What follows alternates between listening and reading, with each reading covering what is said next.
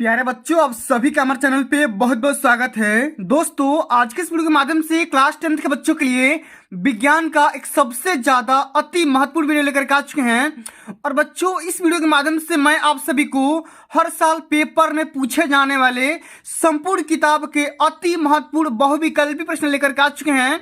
और इस वीडियो के माध्यम से मैं आप सभी को वो सारे प्रश्न बताऊंगा जो कि पेपर में हर साल पूछा जाता है। इसलिए आप सभी से हम्बल रिक्वेस्ट है, इस पूरे वीडियो को ध्यान से देखना है, अंत तक जरूर देखना। वीडियो को लाइक कर देना, शेयर कर देना, अगर चैनल पर नए हो सब्सक्राइब कर देना। बच्चों, इस वीडियो के माध्यम से मैं आप सभी को पूरे के पूरे 20 MCQ बताने वाला हूं जो कि पेपर में सीधा सीधा छपने वाले हैं। ठीक है, इसलिए आप सभी को इस पूरे वीडियो को मिस मत करना, शुरू से लेकर के अंत तक जरूर देख लेना। ठीक है, आइए सबसे जो पहला यहाँ पे प्रश्न पूछा गया है बच्चा कि समझ सकते हैं कि प्रतिस्थापन अभिक्रिया निम्न में से किसका गुण होता है। ठीक है, इसका राइट आंसर आप सभी को बताना है कि प्रतिस्थापन अभिक्रिया निम्न में से किसका गुण होता है। एल्कीन का, एल्काइन का, पैराफिन का, या इनमें से किसी का नहीं।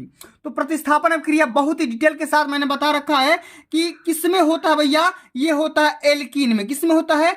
एल्कीन का ये सबसे अच्छा गुण माना जाता है। एक बार मैं इसको थोड़ा सा जूम आउट कर ले रहा हूं। ठीक है, ठीक है, इसको ध्यान से देखिएगा। चलिए, अगला क्वेश्चन यहाँ पे पूछा गया है कि हरित लवक के स्ट्रोमा में कौन सी क्रिया होती है? प्रकाशिक अभिक्रिया, अप्रकाशित अभिक्रिया, ए और बी दोनों, या इनमें से कोई नहीं। तो हरित लवक के स्ट्रोमा में सबसे जो मस्त क्रिया होती है उसको हम बोलते हैं अप्रकाशित अभिक्रिया बोलेंगे। सेकंड ऑप्शन यहाँ पे राइट आंसर हो जाएगा।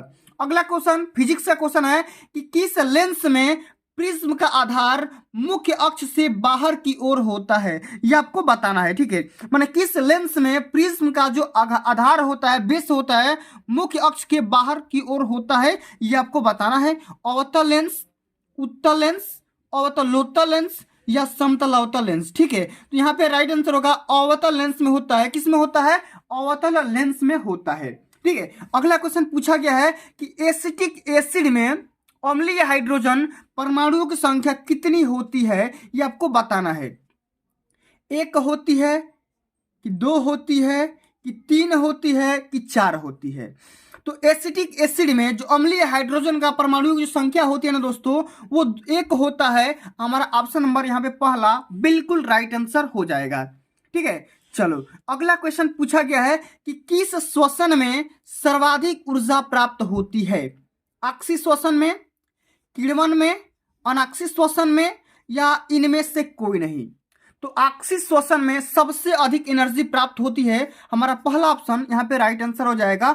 इस बात को ध्यान में रखना है। और बच्चों, जितना क्वेश्चन बता रहा हूं सारे के सारे question very very most important question होने वाले हैं, क्योंकि यही सब सारे क्वेश्चन अब की बार बोर्ड के पेपर में छपने वाले हैं। ठीक है, चलो अगला क्वेश्चन पूछा गया है कि दाएं नीले से अशुद्ध रुधिर किस अंग में होता है?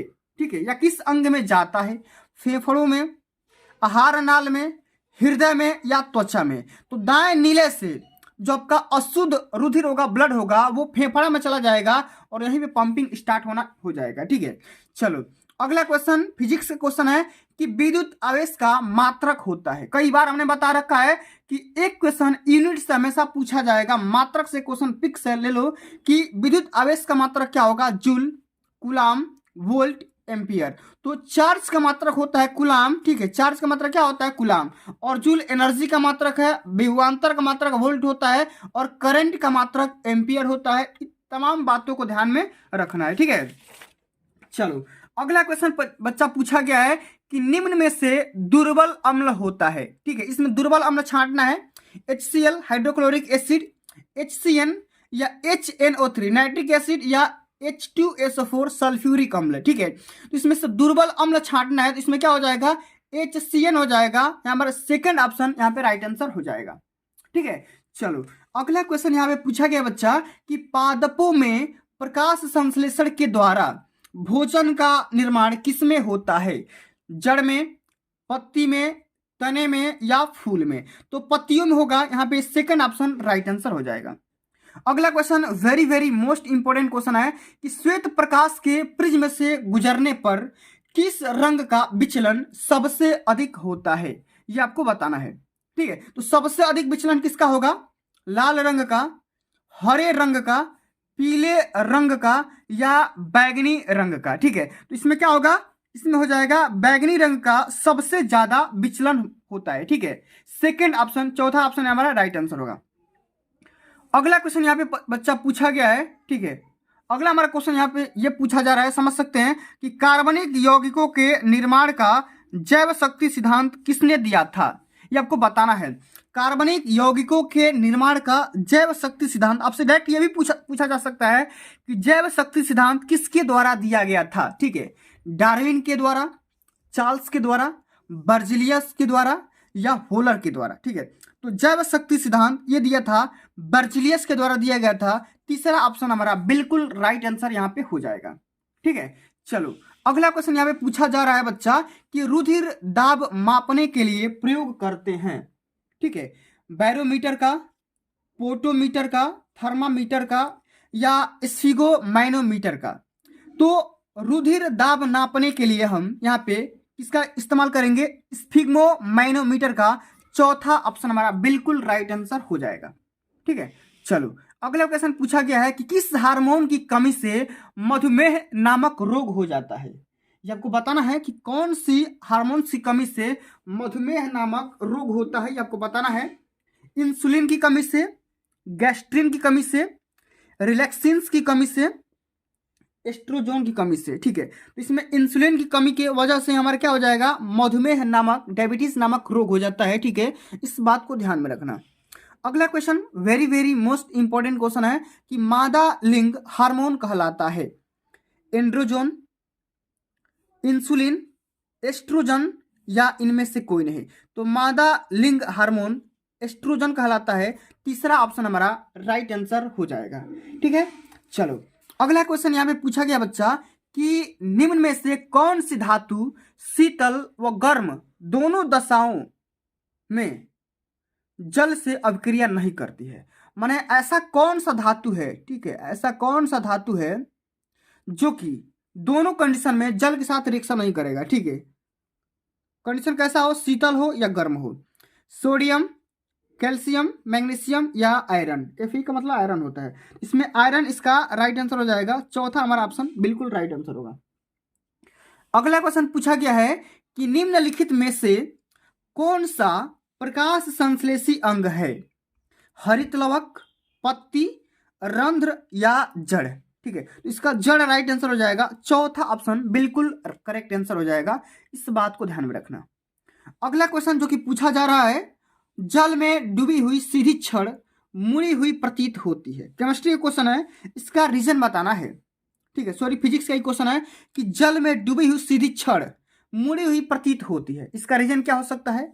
प्रकाश का अपवर्तन, प्रकाश का परावर्तन, प्रकाश किरणों की उत्क्रमणीयता या इनमें से कोई नहीं। तो जब हम जल में डूबी हुई कोई सीधी छड़ देखेंगे तो हमें टेढ़ी प्रतीत होती है। इसका रीजन प्रकाश का अपवर्तन होगा। पहला ऑप्शन यहाँ पे राइट आंसर हो जाएगा। अगला क्वेश्चन पूछा गया है कि आवर्त सारणी में बाएं से दाएं जाने पर परमाणु त्रिज्या पे क्या इफेक्ट पड़ता है? ये आपको बताना है। परमाणु त्रिज्या में वृद्धि होती है, स्थिर रहती है कि घट जाती है कि शून्य हो जाती है?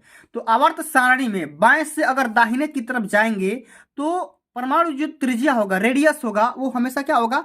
घटती है, हमेशा घटती है, घट जाती है, कम हो जाती है। अगला क्वेश्चन कि पल्मोनरी सीरा खुलती है या रुधिर लाती है? किस में लाती है आपको बताना है। दाएं अलिंद में, बाएं अलिंद में, दाएं नीले में या दाएं नीले में। ठीक है, बाएं नीले में या दाएं नीले में। तो पल्मोनरी सीरा खुलती है या रुधिर लाती है किसमें? बाएं अलिंद में खुलती है। पहला यहाँ पे, ठीक है, यहाँ पे राइट आंसर होगा सेकंड। अगला क्वेश्चन कि टंगस्टन का मेल्टिंग पॉइंट बताना है, गलनांक बताना है कि टंगस्टन कितने डिग्री सेंटीग्रेड पे पिघल जाता है या प्लास्टिक कंडीशन में आ जाता है। 2100 degree centigrade, 3400 degree centigrade, 5000 degree centigrade या 2200 डिग्री सेंटीग्रेड। तो टंगस्टन का जो गलनांक होता है ना साथियों, वो 2100 डिग्री सेंटीग्रेड होता है। हमारा पहला ऑप्शन यहाँ पे राइट आंसर हो जाएगा।